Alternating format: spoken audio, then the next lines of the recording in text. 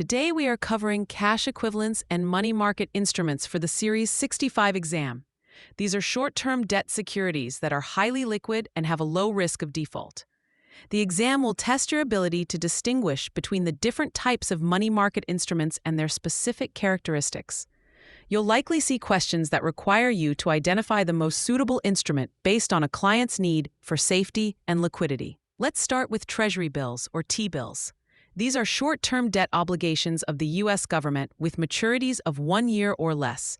Because they are backed by the full faith and credit of the U.S. government, they are considered to have virtually no credit risk. T-bills are issued at a discount to their face value and do not pay periodic interest. The investor's return is the difference between the purchase price and the face value at maturity. For the exam, remember that T-bills are the benchmark for the risk-free rate of return.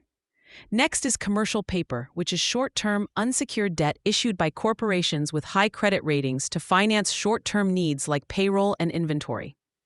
A key point for the exam is that commercial paper has a maximum maturity of 270 days to be exempt from SEC registration.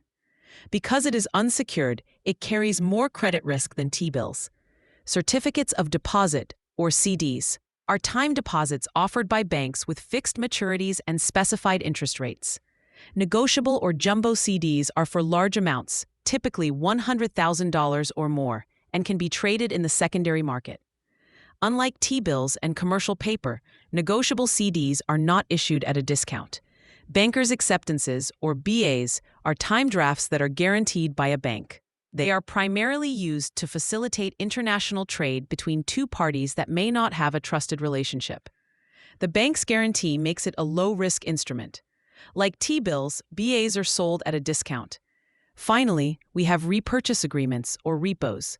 A repo is an agreement where one party sells securities to another with the promise to buy them back at a slightly higher price at a later date, often overnight. The securities serve as collateral for what is essentially a short-term loan.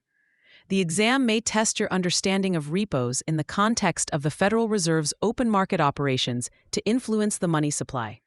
A common exam trap is to confuse the characteristics of these different instruments.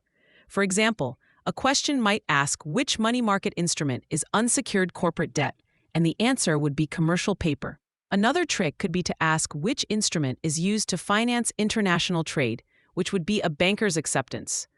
To help you remember these key distinctions, think of this phrase: governments issue bills, corporations issue paper, banks accept drafts for trade and offer CDs for your savings, and repos are for quick cash with collateral.